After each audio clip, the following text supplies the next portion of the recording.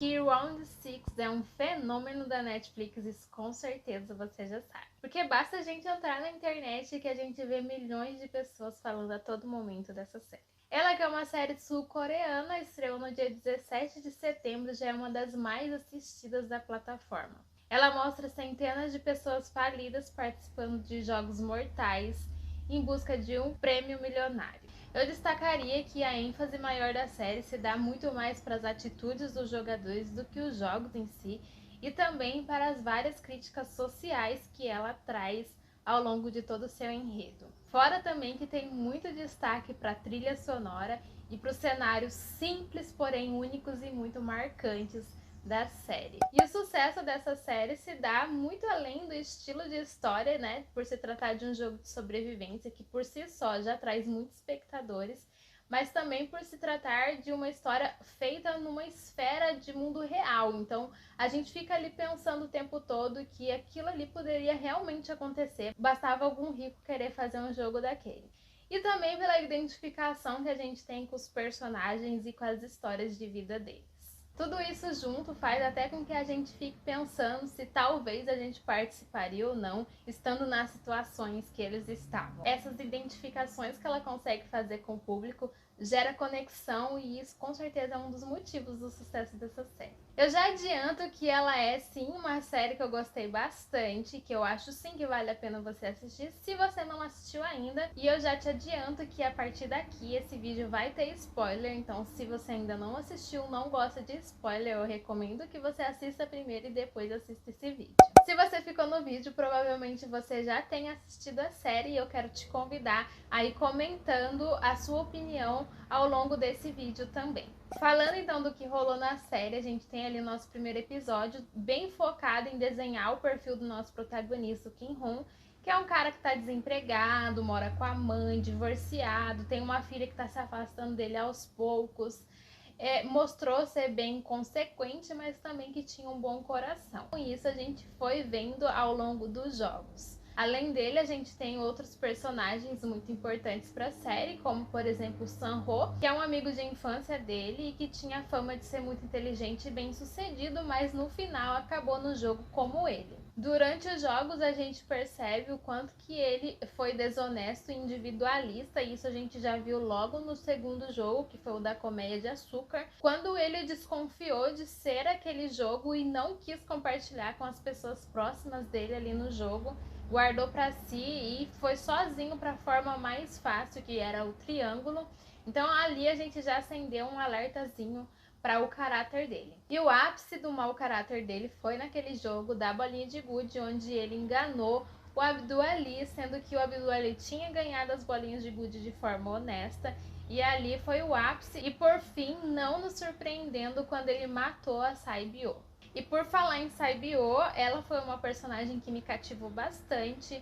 Ela começou ali bem desconfiada de todo mundo, até por conta dela ser da Coreia do Norte, ter vindo tentar a vida na Coreia do Sul e só ter sido enganada.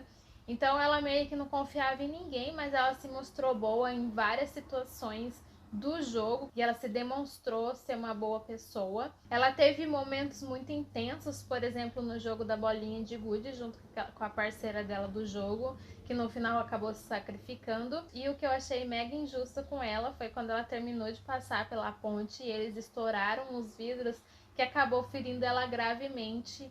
E eu achei isso totalmente injusto, que ela não conseguiu nem fazer a última refeição dela. Foi uma personagem que ganhou bastante destaque, me cativou muito e acabou desse jeito, infelizmente, né? Eu selecionei algumas situações marcantes do jogo em si, e a primeira delas é o fato de que os jogadores tiveram explicações muito rasas ali no começo. Então, assim que eles chegam ali no local dos jogos, as explicações que eles têm é de que simplesmente eles passariam por 6 jogos e que se eles chegassem até o final, eles sairiam dali com um prêmio em dinheiro. E em nenhum momento eles falam que os jogos seriam mortais, e também não fala que seria apenas um vencedor. Partindo daí, eles já vão direto pro primeiro jogo, que é aquele jogo da batatinha frita 1, 2, 3. E é ali que eles percebem que os jogos são mortais, porque eles realmente não sabiam Saindo desse jogo, os sobreviventes se revoltam e é quando eles entram em consenso que se a maioria votassem a favor de sair, eles sairiam. E a minha grande surpresa nesse momento foi o voto decisivo do senhorzinho número 1, que a gente já tinha conhecido no episódio anterior, que ele tinha feito o primeiro contato com Kim-Hun e tinha dito que tinha um tumor no cérebro e que tinha pouco tempo de vida, então eu realmente acreditei que ali naquele momento ele ia votar pra ficar. E até porque, eu não sei você, e se sim, você comenta que no primeiro jogo ele demonstrou estar se divertindo pra caramba, tava nítido no rosto dele que ele estava se divertindo, então eu realmente achei que ele fosse votar pra ficar. Comenta aqui se você achou isso também, ou se você já tinha imaginado que ele votaria para sair. Minha surpresa também veio depois que eles realmente libertaram os jogadores, que eu achei que eles não iam deixar eles sair de lá de dentro.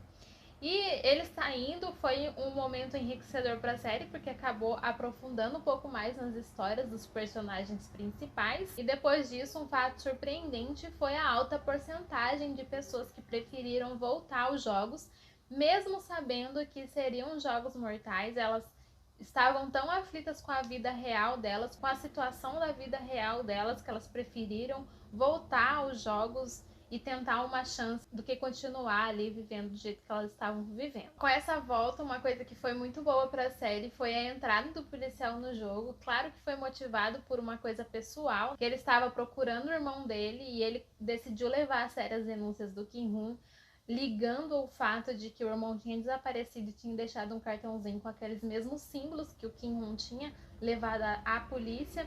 E a entrada dele no jogo foi bem enriquecedor, porque ampliou ainda a história pra gente. A gente conseguiu começar a ver também pelo lado dos funcionários. E, inclusive, a maracutaia de alguns funcionários também. E por falar no policial, eu acredito que ele não tenha morrido, porque a gente viu naquela cena que ele levou apenas um tiro no ombro e caiu no mar e depois não se falou mais. Isso é uma coisa que eu acho mesmo que não aconteceu, que ele não tenha morrido. Uma próxima situação muito marcante da série foi quando eles descobrem que podiam se matar, que foi aquela hora que o Doxô lá, que é aquele personagem super irritante, repete a comida e acaba deixando algumas pessoas sem comida. E um desses jogadores decide tirar satisfação com ele, que é quando ele começa a espancar ele e ele acaba morrendo.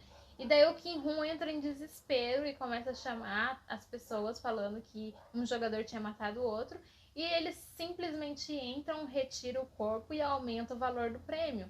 Então, nesse momento, eu falei, e agora ferrou, porque eles descobriram que pode se matar e isso vai aumentar cada vez mais o valor do prêmio. Esse momento foi marcante, porque nessa hora eu falei, ferrou, agora eles já sabem que pode se matar, então todo mundo vai sair se matando. Dito e feito. Foi a hora que eles apagaram as luzes e foi aquela matança. Nessa cena, o senhorzinho meio que sumiu. E daí, quando a gente vê, ele subiu lá em Simão e começou a falar aquelas palavras. E nesse momento, eu não sei se vocês perceberam, coloca aqui nos comentários se sim ou se não. Quando ele começa a falar lá em Simão, que era pra galera parar, que isso não era certo, não sei o que, o líder da capa preta manda parar e acender as luzes. Eu achei essa cena meio estranha, né, por ter ligado o líder da capa preta nesse momento. E mais pra frente eu liguei ao fato do senhorzinho ser a cabeça por trás dos jogos. Eu liguei mais algumas situações junto com essa para chegar nessa conclusão, antes de chegar na cena final que de fato ele se mostrou. Se você reparou isso também, deixa aqui nos comentários para eu saber. Uma próxima cena muito marcante foi no jogo da bolinha de gude, que inclusive teve as cenas marcantes que eu já falei antes. E foi quando o Kim-Hun meio que desvia o caráter. Eu acho que foi a única vez que ele desvia o caráter, porque desde que começou os jogos ele sempre se mostrou uma pessoa muito boa, inclusive em escolher o senhorzinho, né, pra ser o parceiro dele nesse jogo. Quando ele começa a enganar o senhorzinho, foi uma cena tensa, porque foi o momento que ele entrou em desespero. E, mas ao mesmo tempo, pareceu muito que o senhorzinho estava abrindo esse caminho para ele fazer isso.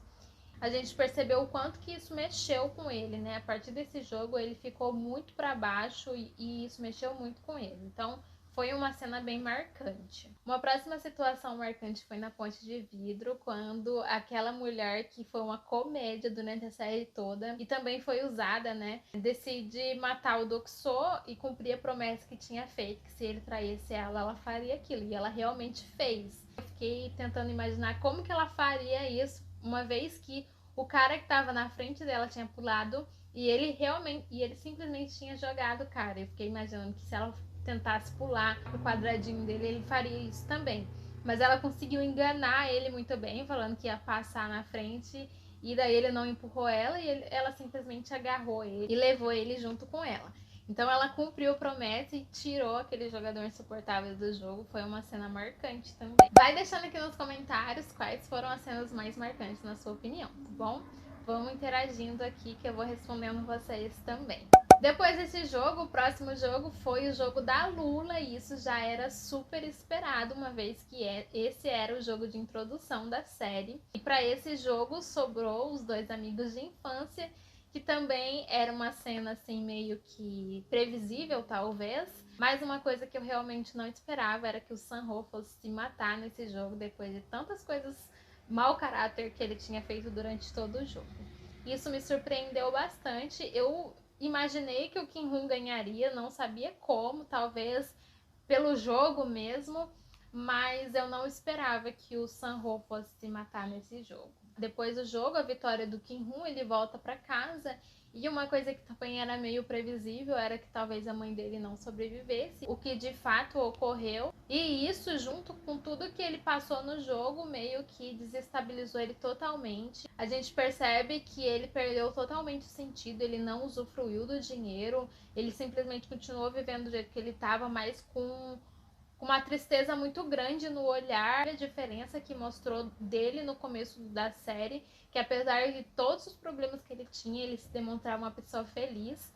E no final da série ele tava totalmente sem sentido nenhum de vida. E daí chega aquele cartãozinho pra ele como um convite do cabeça do jogo. E nesse momento realmente a série deixa claro pra gente como telespectador que era o senhorzinho por trás de tudo. Era uma coisa que eu já cogitava, eu e meu marido assistindo, que podia ser ele, porque a série veio mostrando alguns spoilers. Se você percebeu que a série deu alguns spoilers, comenta quais foram os que você percebeu, porque eu já vi que teve outros, mas os que eu percebi foi realmente aquela cena onde estava todo mundo se matando, ele subiu lá em Simão, e naquele momento que ele começa a falar, o líder da capa preta manda parar. Essa foi uma cena que eu tinha guardado na minha memória, mas naquela cena em si eu não tinha ligado nenhum ponto, eu liguei ela depois mais pra frente. Eu liguei mais pra frente, por exemplo, quando o líder de capa preta vai conversar com o chefe dele, e daí mostra a nuca do chefe, e me pareceu muito ser o senhorzinho. E nesse momento eu pensei, eles não mostraram a hora que o senhorzinho morreu no jogo da bolinha de gude, eles mostraram todo mundo, menos o senhorzinho. Então esses três momentos foi o que eu meio que tava já meio que esperando que talvez fosse o senhorzinho, cabeça por trás.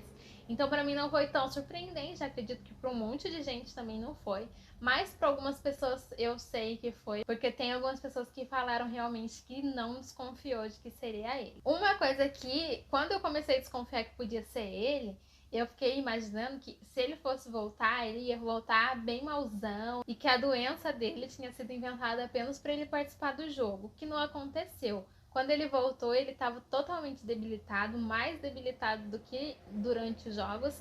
A gente não conseguiu nem sentir raiva dele. Eu queria realmente que ele tivesse voltado todo mauzão, assim, pra realmente conseguir sentir raiva dele. E daí ele dá as explicações dele, do motivo pelo qual ele lançou o jogo, porque ele queria satisfazer os clientes ricos dele que estavam entediados, e ele meio que se isenta totalmente da culpa, dizendo que não forçava ninguém a nada, o que de certo modo é verdade, mas a gente sabe muito bem que eles se aproveitam das situações de vulnerabilidade das pessoas, e o fato das pessoas aceitarem participar dos jogos não isenta eles de culpa, né? Mas ele se sentia totalmente isento de culpa. Depois dessa cena, a gente tem o Kim-hoon indo cumprir a promessa que ele fez a Saibyo de cuidar da família dela. Ele busca o irmãozinho dela, e uma coisa muito legal é que ele acaba ajudando também a mãe do Sanho, ele entrega o menininho para a mãe do Sanho, meio que um vai fazer companhia ao outro e deixa ela com uma ótima quantia em dinheiro. Então ele meio que uniu o útil ao agradável e acabou ajudando duas famílias ao mesmo tempo. Isso eu achei bem legal. E depois disso a gente vê o gancho que fica para uma segunda temporada, que é quando ele decide ir ver a filha dele, só que no aeroporto ele encontra o recrutador do jogo e daí ele desiste de viajar e provavelmente vai tentar desmantelar essa rede de jogos.